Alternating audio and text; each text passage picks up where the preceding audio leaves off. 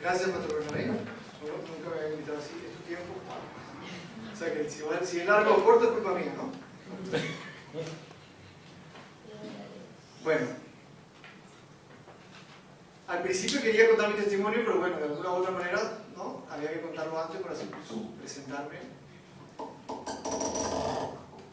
Pero mi testimonio tiene mucha relación con el mensaje, porque esta semana he estado meditando sobre esto y no sé por qué ha insistido el Señor en que tenía que hablar de ello.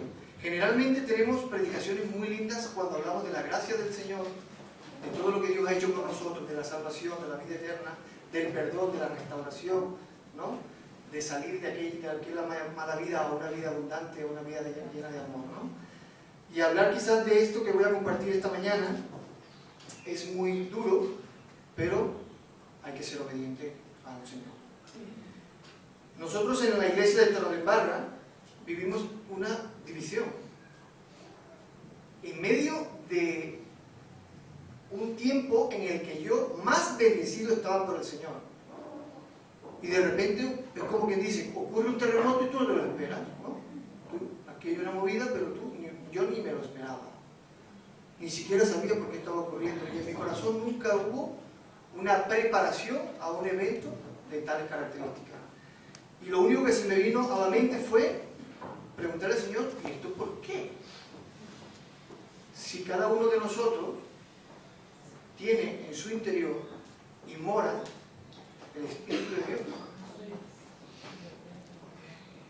Se me vino palabra de Dios, Habacuc, capítulo 3. Aunque la higuera no florezca y aunque no haya vides, aunque las vides no haya fruto, y aunque falte el producto del olivo y los labrados no dé mantenimiento, esto porque cuando entré a mi iglesia no había ni silla. Y las ovejas sean quitadas de la majada y no haya vacas en los corrales, con todo esto me alegraré en Jehová y me gozaré en el Dios de mi salvación. Aleluya. El tiempo en el que vivió Habacuc fue un tiempo duro desde el punto de vista material, físico y espiritual. Y él, en los primeros 2 capítulos, se llenó de valor y oró al Señor diciéndole, ¿por qué ante tus ojos el grande veja al débil, el rico se burla del pobre, si tú no puedes ver el pecado? Y vino el Señor a Habacuc y le dijo que el juicio de él ya estaba predestinado con esa nación.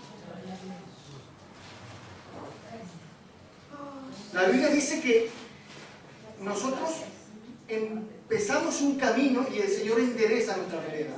Pero también dice, te diré el camino que tienes que recorrer. ¿Cuál de las dos cosas son verdades? ¿O ambas son verdades? ¿Son conjeturas o son contradicciones? Son conjeturas. Nosotros no somos zombies del Señor. Tenemos cierta libertad de acción. Y Dios se glorifica cuando nosotros decidimos glorificarle y hacer el bien. Y también tenemos que tomar en cuenta que a medida que vamos tomando decisiones, Él tiene que ir dándole a nuestro caminar para enderezar la vereda. Los invito a abrir en su Biblia en el capítulo de Juan, el libro de Juan, capítulo 1, el Evangelio. Juan, capítulo 1. Hubo un hombre enviado por Dios, a partir del verso 6. Lo haré como un cuento, de manera introductoria. Hubo un hombre enviado por Dios, el cual se llamaba Juan. Este vino por testimonio para que diese testimonio de la luz, a fin de que todos creyesen por él. No era él la luz, sino para que diese testimonio de la luz, aquella luz verdadera que alumbra a todo hombre, venía a este mundo. En el mundo estaba, y el mundo por él fue hecho, pero el mundo no le conoció. ¿Sabe de qué está hablando, no? A los suyos vino, y los suyos no le recibieron. Luego en el capítulo 3, verso 19, complemento diciendo, y esta es la condenación, que la luz vino al mundo, y los hombres amaron más las tinieblas que la luz. Amén. En forma voluntaria, Jesucristo vino al mundo a decir todo lo que he dicho y a sentar el hecho histórico sin precedentes del que hablan todos los libros del Antiguo Testamento, y a partir de allí hablan todos los libros del Nuevo Testamento, que es su crucifixión, el hecho más documentado, y su resucitación, su resurrección. Y la gente amó más las tinieblas que la luz. Los seres humanos, en forma pasiva, tendemos a hacer el mal. Si no, que levante la mano el primero aquí, que ya es santo. Nosotros caminamos con el Señor porque queremos, en forma voluntaria, pública, ser santos. Y el Señor dice: sed santos, porque yo soy santo. Amén. Pero no es un secreto para nadie, ni hay que ser muy inteligente para saber que la historia de la humanidad lo que está es plagada de hechos terribles en todos los 6.000 años, de guerra en guerra, de competencia en competencia no saludable, a nuestro alrededor. Lo que es latente y lo que es sobresaliente, lo que destaca, que es la maldad del ser humano. Me atrevo incluso a decir que dentro de su pueblo hay historias de santidad, de rebelión, y hay historias de galardón de Dios y de juicio de Dios. Y me atrevo aún más a decir que dentro de la iglesia cristiana, desde los primeros tiempos, está Pablo en toda su carta exhortando: por favor, vuelvan a los caminos, por favor, recuerden los rudimentos y el fundamento que está sentado, que es Cristo. Yo soy de Apolo, yo soy de Cefa, yo soy de Pablo, yo soy de Cristo. ¿Acaso Pablo ha sido crucificado por vosotros? Doy gracias a Dios que no he ni siquiera bautizado a nadie, sino que nombró a 2 familias, dando a entender que desde la iglesia primitiva ya había simpatía por un predicador o un pastor, saliéndonos de los fundamentos, o del fundamento principal, que es Cristo. Amén. Gloria a Dios. Por otra parte, estamos de acuerdo también que el ser humano eventualmente actúa en forma contradictoria. A veces tenemos un dote de bondad y beneficiamos y ayudamos a la gente de una manera desinteresada, pero en otro momento podemos murmurar, pensar mal y hacer algo que no es correcto ante los ojos de Dios. Tenemos esa doble forma de actuar, y eso es bíblico, porque siempre se habla de la lucha de la carne y del espíritu. Hace poco en la residencia se me acerca una abuelita y entra a la consulta y me dice: ay, qué buena es la gente. Yo dentro de mí: sí, porque estaba viendo un programa de televisión con nosotros y la gente da dinero, para ayudar a los pobres. Esa misma gente que en otras circunstancias pueden hacernos daño con sus palabras y con sus acciones. Y no estoy hablando de la televisión ahora, incluso a nuestro alrededor, en nuestro trabajo, en nuestra familia y aún más en nuestra iglesia. No es que vengo a decir: sois malos, yo soy malo, tú eres mala, aquella iglesia es mala, aquella es más buena. No. Lo que quiero es hacer una reflexión respecto a que muchas cosas de las que ocurren en nuestra historia como seres humanos y en nuestra historia como iglesia tienen cierta relación con algo de lo que habla Pablo ahora a continuación, que vive dentro de nosotros, al que nosotros tenemos que crucificar. Siempre digo: ¿por qué? ¿Quién nos ha preguntado? ¿Por qué? Abran sus Biblias en el libro de Romanos, capítulo 3. Pablo es un hombre, o fue un hombre, o un apóstol de un testimonio precioso. Nadie tiene duda de eso. Y es quizás para muchos de los que estudiamos la palabra, simpatizamos bastante con sus argumentos. Él cita en el libro de Romanos, capítulo 3, verso 10, como está escrito. Cuando él dice como está escrito, está trayendo un verso del Antiguo Testamento, en este caso del Salmo 14. O sea, como lo dice el Salmo 14, como está escrito, lo dice Romanos capítulo 3, verso 10. No hay justo ni aún uno. No hay quien entienda, no hay quien busque a Dios. Todos se desviaron, a una se hicieron inútiles. No hay quien haga lo bueno, no hay ni siquiera uno. el capítulo 15 de Apocalipsis 4, no hace falta que lo busque, dice: ¿quién no te temerá, oh Señor? ¿Quién no glorificará tu nombre? Pues solo tú eres santo. Si esto es verdad, entonces yo no soy santo por naturaleza. El libro de Romanos es la constitución del cristianismo. En el libro de Romanos, Pablo nos trae unas enseñanzas extraordinarias desde el capítulo 1 al 8, donde dice en el capítulo 1 y hace énfasis en la culpa e inevitable condenación que tiene el hombre solo por su naturaleza, lo que merecemos, en pocas palabras.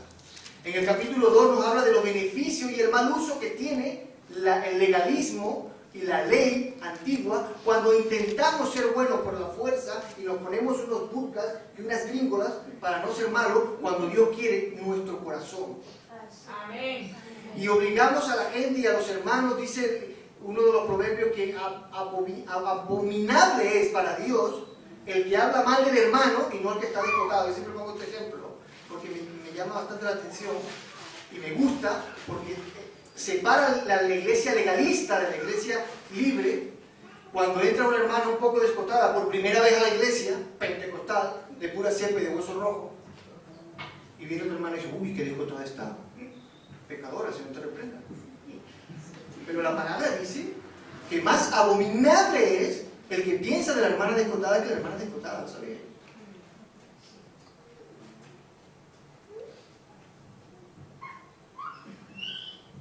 No hay hombre bueno, ni siquiera uno, ¿vale? En Romanos hace énfasis en el capítulo 3 de que nadie es santo y nadie es justo, y después pone en el capítulo 4 el ejemplo de Abraham, queriéndonos decir y introduciéndonos de una vez que la salvación siempre será por gracia, que la salvación siempre será por lo que nosotros creemos y lo que hay en nuestro corazón, y no por lo que hagamos ni digamos. En el capítulo 5 habla de la justificación, y ahora entro a lo que quiero entrar. No justifica lo que creemos, no justifica haber creído en el Hijo de Dios, pero no nos hemos ganado la salvación.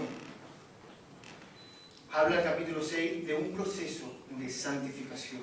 Y aquí estamos reunidos personas que quieren ser santas, pero que por naturaleza tenemos que entender que no lo somos. Y que muchas cosas de las que decimos a veces responden a nuestra carne. Y la única diferencia, como lo decía el pastor al principio, es lo que hay en nuestro corazón y quién es el único que tiene ojos como llama de fuego. El Señor. Que ve los corazones. Ahora entramos en el capítulo 7, que es el tema principal. Dice Pablo entonces, capítulo 7, versos 15 al 24: porque lo que hago no lo entiendo, pues no hago lo que quiero, sino lo que aborrezco, eso es lo que hago. De manera que que ya no soy yo quien hace aquello, sino el pecado que vive en mí. Y yo sé que en mí, esto es, en mi carne no mora el bien, porque el querer el bien está en mí, o sea, yo quiero, pero no el hacerlo. ¿Está hablando de un mundano o está hablando de él mismo? Él mismo tiene una fuerza en su interior que lo lleva a hacer a veces lo que no es bueno, a pesar de que él quiere hacerlo. El verso 19 dice: porque no hago el bien que quiero, sino el mal que no quiero, eso es lo que hago. Y si hago lo que no quiero, ya no lo hago yo, sino el pecado que mora en mí. Dice el verso 24 con signo de exclamación: miserable de mí, ¿quién me librará de este cuerpo de muerte? Hermanos, el Señor dice que antes era ojo por ojo, diente por diente, pero que hoy incluso lo que pensamos es pecado. Antes habíais escuchado que si tenías un acto sexual con una mujer que no era tu esposa, era adulterio. Pues ahora yo les digo que si pasa a la mujer y la veis por detrás y codicia en tu corazón, ya has adulterado. No el que asesina a un hombre y llena sus manos de sangre, sino el que piensa mal de su hermano, ya es objeto de juicio. También dice que si nuestra fe y nuestro pensamiento o nuestra justicia, textualmente dice, no supera la de los fariseos, no entraríamos al reino de los cielos. También lo dice, ¿no? Entonces, el Señor está hablando de una forma de juicio que es superior a la de la antigua ley, aunque nos parezca extraño. Nosotros somos perdonados y justificados por el acto de Jesucristo en la cruz. Pero nuestros pecados son más fáciles de cometer que antes. ¿Me explico?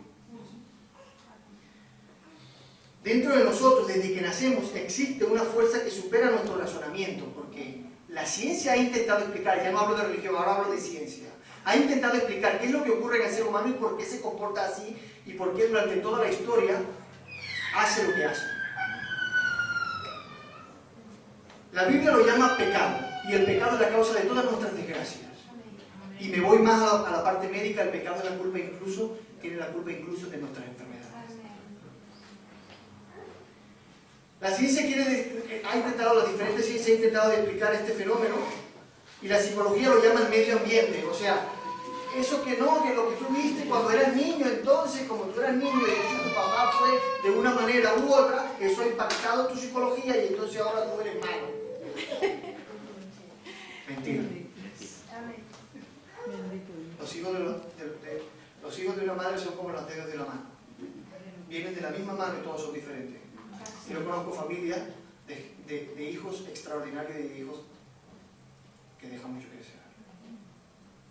¿Por qué? Si el ambiente es el mismo. Incluso los genes, parecidos. La filosofía lo dice que es la mente irracional. O sea que cuando no razonamos, entonces somos malos. ¿Cuántos de nosotros hemos visto personas fumadoras disonantes que quieren dejar de fumar y no pueden? Razonan y dicen, la bronquitis que tuve y el padre mío o mi tío que se murió de esto fue por el tabaco, y su razonamiento es suficiente para dejar el tabaco. No. Entonces la filosofía no está aceptada tampoco. La sociología dice que es una mala adaptación a las culturas, porque como nos acostumbramos a una cultura, y si no nos adaptamos somos antisociales, somos desadaptados. La pedagogía dice simplemente que falta de educación. Si educamos bien al crío, entonces la educación no tiene nada que ver con lo que ha dicho el pastor, que es así, porque lo que enseñamos y los valores que le damos en casa son los más importantes y nunca lo olvidará un niño en su adultez. Pero de allí a decir que nosotros seremos santos porque tengamos más educación, tampoco es correcto. La biología dice que es un instinto primitivo, ¿no? Incluso en el adulterio se justifican algunos diciendo que vamos allí porque claro, es un instinto, actuamos por instinto. No se nos va la vista porque actuamos por instinto. Eso se llama pecado. Amén. Incluso en la política, que es un tema bastante picante aquí en España, ¿no? Había un político muy famoso que era Marx, el marxismo. A los cubanos les suena mucho esto, ¿no? Decía que era la lucha de clases, ¿no? Cuando quería ser más que otro, entonces te comportabas más veces mal. Incluso un poeta dramaturgo muy famoso, William Shakespeare, se atrevió a decir algo sobre este tema. El ser humano es naturalmente malo porque nacemos con un defecto trágico. Pues la Biblia, hermanos, lo llama pecado. Y del griego la palabra pecado significa amartia, y eso significa nada más y nada menos que no. Hermanos, mi iglesia se dividió porque fuimos débiles y porque nos olvidamos del fundamento principal del Evangelio, la cruz de Cristo. Pero hay un versículo que dice que toda la sabiduría está escondida detrás de la cruz. ¿Cuánto no hemos meditado en este versículo? Pues yo tengo meses meditando en él. ¿Por qué está escondido todo en la cruz? Si es de madera, ¿qué tipo de madera? ¿Era caoba? ¿Está dentro? Hay gente que se coge unos trocitos de la cruz de Jerusalén y las venden. Hay una religión que vendía, que se llamaba Oración Fuerte del Espíritu Santo. Eran unos portugueses que vendían un trocito de la cruz de Cristo. Y la gente se lo colocaba aquí en el cuello para protección. La cruz imprime el carácter de Dios. Explica el Evangelio, la salvación y la sabiduría de Dios. Y nosotros a veces nos olvidamos de la cruz. En la cruz hay 4 cosas fundamentales impresas. Y esa es la base y el fundamento de una iglesia. Los que estamos aquí y los que no estamos, que estén fuera de este fundamento, son ellos los que están equivocados. Hay 4 cosas que fundamentan nuestra iglesia, que son la obediencia, la voluntad, el amor y el sacrificio. Yo te amo sin sacrificio. ¿Lo crees? El fundamento no es la santidad del pastor ni de los líderes. Ah, no, este pastor es santo, es intachable. Tenemos que ser santos porque Dios es santo. Pero no es el fundamento de una iglesia. A veces entramos en una iglesia con una visión crítica y de murmuración. Sí, porque a eso hemos venido al mundo. El fundamento de una iglesia es el amor a nuestro pastor. El amor del pastor a sus ovejas. Y el sacrificio que imprime cuando ama. ¿Quién cree en un amor donde no hay sacrificio? Yo me crucifico, mi vida nadie me la quita, dice el Señor cuando estaba frente a Pilato. Dijo, ¿tú no sabes que tengo el poder de liberarte? Venga, Pilato. La autoridad que tienes, te la han dado de arriba. Acaba con esto. ¿Acaso no puedo traer yo 6 legiones de ángeles a salvarme? Mi vida nadie me la quita, dice el Señor. Yo la doy. Amén. Gloria a Dios. Hay un hecho histórico que supere este, hablando humanamente, ya no por fe. Es una irresponsabilidad del ser humano, científico y filósofo y psicólogo, que no investigue sobre el hecho más relevante que ha tenido la historia de la humanidad, que divide la historia en el año 2013, por ejemplo.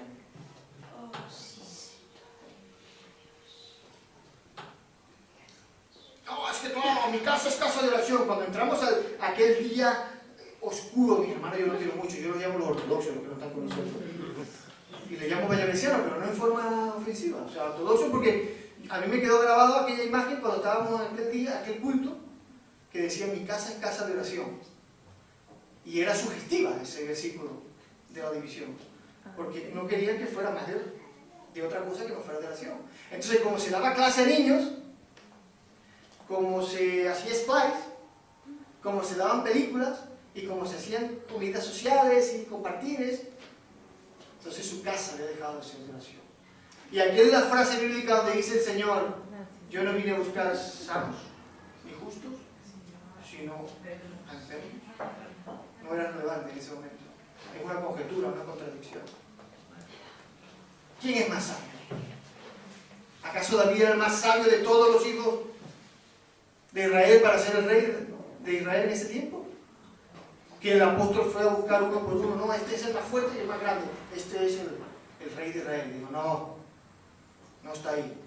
¿Te falta un hijo? Sí, hay uno que está allá, insignificante. Allá, dándole de comer a la oveja. Ese es el próximo rey de Israel.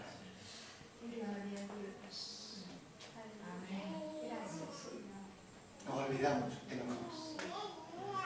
Y ese es el fundamento. El hecho que Cristo fue crucificado por amor. Para el perdón de nuestros pecados. Y eso es lo que predicamos en la fuera. Que un hombre murió para pagar lo que nosotros tenemos que pagar. Porque vivimos con eso dentro de nosotros. Y porque eventualmente sale a flote. Siendo mundanos o cristianos empezando a caminar en el Señor o cristianos ya diestros en el Señor, siempre sale a flote esa lucha entre la carne y el Espíritu.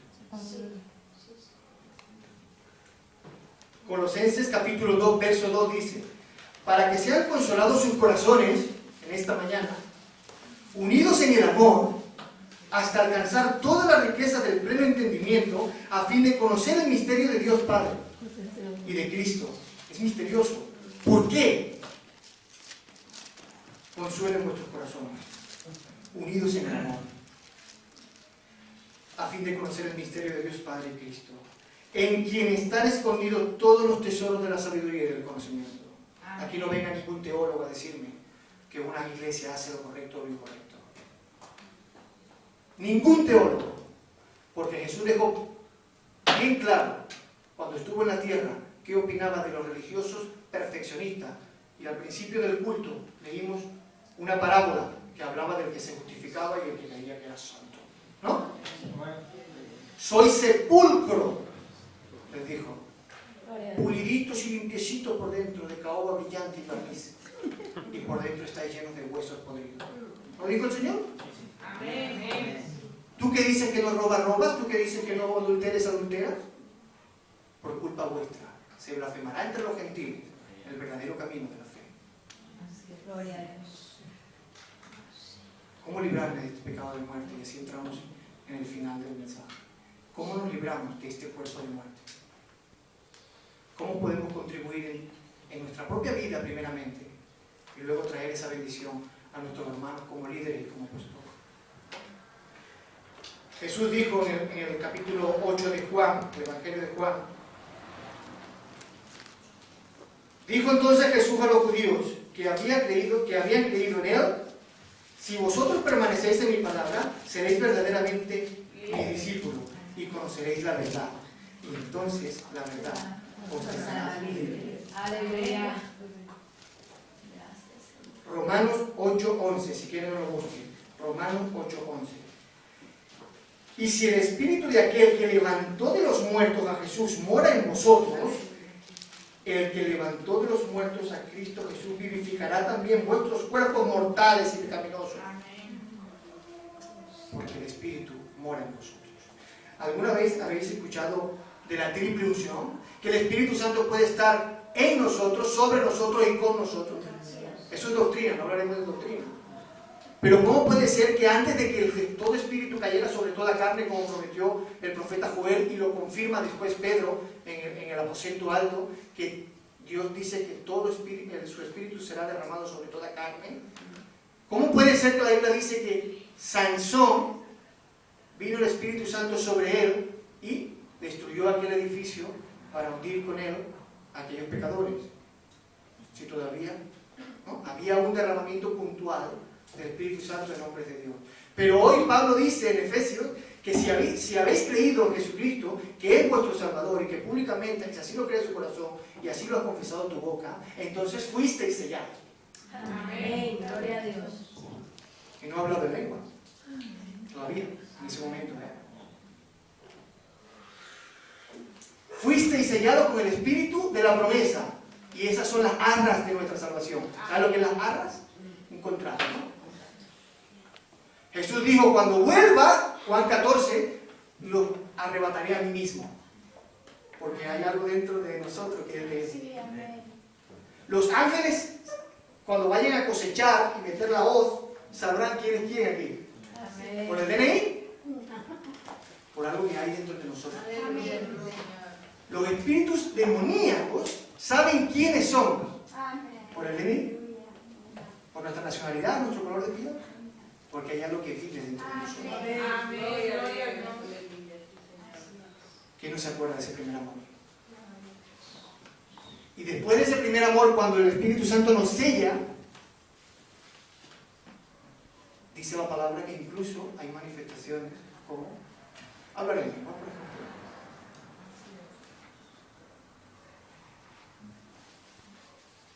Vino el Espíritu Santo sobre ellos en forma de lengua de fuego, y entonces empezaron a hablar en lenguas. Antes de que el Señor me bautizara, yo no lo creía, soy médico.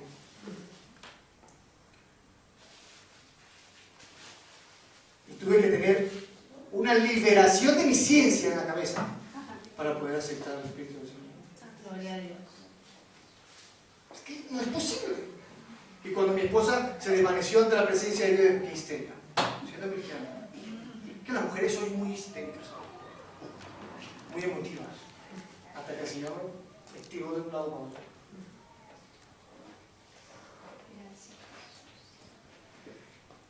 Jesús se levantó en medio de una fiesta de los judíos y dijo: el que tenga sed, venga a mí y beba. ¿A qué se refería? ¿Tú te imaginas? Es una fiesta judía donde está el Señor ahí comiendo y tal. Ya hay ciertas especulaciones sobre él, ¿no? Bueno, y tal, estamos comiendo el pan, el vino, pásame el pica pica, pásame el jamón. El que tenga sed, venga a mí y beba.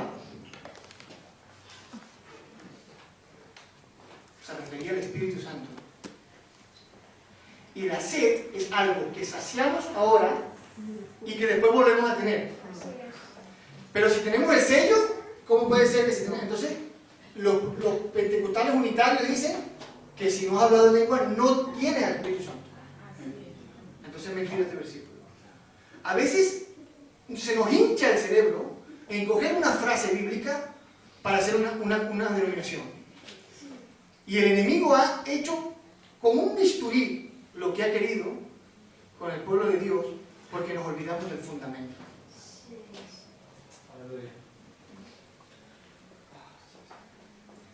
Primera de Tesalonicenses, capítulo 5, verso 19 dice: no apaguéis al Espíritu. O sea, que esto es algo voluntario, entonces, pastor.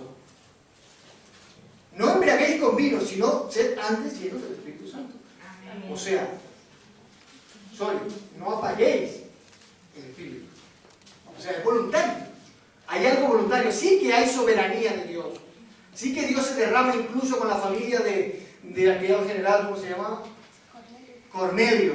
Estaban escuchando la palabra y de repente, ¡fum!, no habían ni hecho la oración. No se habían bautizado en agua. ¿Y qué dijo Pedro? Quedó perplejo, ¿verdad? Y dijo, bueno, ¿cómo le voy a negar yo el bautismo en agua a una gente que ya Dios bautizó con el Espíritu?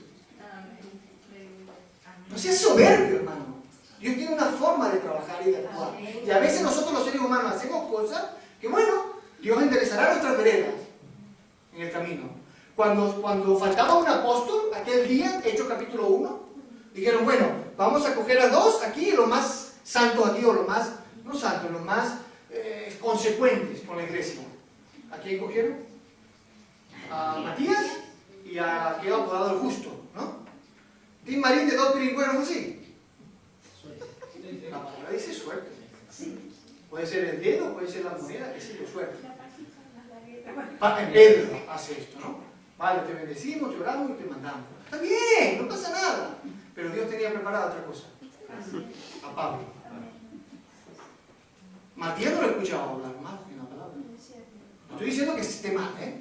Pero a veces nosotros como seres humanos y como institución, Dios bendiga a la Asamblea de Dios, como institución, a veces hacemos cosas que, bueno, está bien, no pasa nada. Pero Dios tiene preparadas cosas. Dios no le va a preguntar al presidente de la Asamblea de Dios lo que va a hacer. No estoy diciendo que no esté ungido con el Espíritu de Dios. Ojo, bien entiéndanme. Pedro era la roca, bueno, la roca es Cristo, pero Pedro era por donde, a partir de quien él fundaba su iglesia, ¿no? Dice el Señor. Pedro escoge a uno, a Matías, para ocupar el 12º puesto del apóstol. Porque la Biblia decía, otro ocupe su lugar. Pero el Señor tenía preparado a Pablo. Extraordinario apóstol. ¿Me explico? Una cosa no es contradictoria de la otra. ¿Me entiendes? Y el que a veces hacemos cosas como pastores, como líderes, que bueno, que está bien. Pero el Señor tiene cosas preparadas. Y no le va a preguntar a ningún. Lo siento.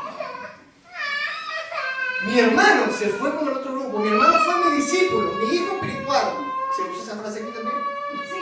Cuando tú le predicas al evangelio y se convierte por tu mensaje, por tu testimonio. Mi discípulo vivió en mi casa cuando tuve el problema más económico más gordo. 8 meses. Con 2 críos así terribles. Y el amor me mantuvo ahí, ¿sabes? Amor a mi hermano. Y él salió de mi casa y se paró en la iglesia antes de la división, diciendo que en mi casa había tenido no una bendición material, ni los 2 platos al día, sino la espiritual que aprendió, porque había aceptado al Señor. Pues él se fue con los ortodoxos, ¿qué te parece? Ahora nuestra relación está bien, pero al principio fue muy delicado el tema, porque yo lo consideraba una traición o qué sé yo, pero después entendí de parte de Dios que él no se iba a someter a mi liderazgo 100%, pero venía un extraño, y ha crecido. Porque a mí me iba a jugar un poco la guayaqueta, ¿sabes? Pero a otros no. El Señor sabe lo que hace. Nosotros tenemos una mascota, un tigre, ¿no? También lo entendí, porque hay que esperar palabra del Señor en situaciones como esta, pero hay que buscar la palabra del Señor también. Y me dice, tranquilo, son como tigres, mascota, ¿no? Tú los quieres, crecen con ellos, comparten contigo, ¿no? Pero en lo que crecen y hacen, ¿qué haces tú? Los pones en una jaula. No los dejas de querer. Hombre, ha crecido contigo, tú le has dado de comer. Tú lo sigues queriendo. Pero ahora detrás de las rejas, ¿sabes? Y le pasa la comida por un huequito. Porque si te descuidas te comes. Y el tigre a veces no sabe ni por qué lo hace. Este me ha criado pero tengo hambre, qué sé yo, lo que hay en la cabeza de un tigre. Hermano, en la iglesia estamos personas que queremos ser santas, que tenemos un fundamento claro que es Jesucristo, que detrás de la cruz está impreso el carácter de Dios, de salvación, de que otro pague porque es santo y porque nosotros acercándonos con Él, nombre de Jesús, es que podemos estar justificados de nuestro cuerpo de muerte. Amén. De lo que pensamos y de lo que decimos. La lucha constante del cuerpo y el espíritu. Pablo decía que el vínculo perfecto, ¿cuál es? La paz y el amor. No la santidad del pastor. No estoy diciendo que no sea santo, ojo. Pero que si esto es objeto, ¿me entiendes?, de que se manifieste tu carne, perderás la paz. Pero si tú lo amas, como un hijo, nada de lo que haga puede quitar tu paz. Porque el pastor se esfuerza cada día en traer una buena palabra para vosotros y en ser obediente a Dios. Hay una lucha constante entre lo que pensamos y queremos hacer, como dice que sube el termómetro, en lo que el Señor quiere que hagamos. Suena así como que no te enfades, crucifícate. ¿Entiendes? O sea, amor sin sacrificio no es amor. Y a partir de ahora empieza un tiempo entre vosotros tenéis que sacrificaros un poquito más y amarse un poquito más para que aquí permanezca la paz. Amén. Y ese es el vínculo que debe caracterizarnos. Y es el rostro de Cristo y la cruz de Cristo. No colgársela en el pecho, sino sacrificarme por amor, como lo ha dicho Cristo. Porque no tenemos que llegar a la plenitud de Cristo, que se la palabra. Amén. ¿Eres capaz? No hay más amor, o no hay amor más grande que este, que el dar la vida por sus amigos, ¿no dice la palabra? ¿Vas a convencer a un hermano si no te sacrificas por él? Yo tenía esto, pues se lo doy a mi hermano, si no ve el gesto de sacrificio, hay muchas formas, no voy a caer en ejemplo. Pero se trata de cuando tú te sacrificas a favor de él y él lo sabe. No seamos religiosos, ni intentemos ser perfectos. La palabra dice que Dios no quiere ya holocaustos ni sacrificios de aspecto religioso, sino un corazón constricto Y humillado. y humillado, dice el Señor. Vamos a orar. No sé si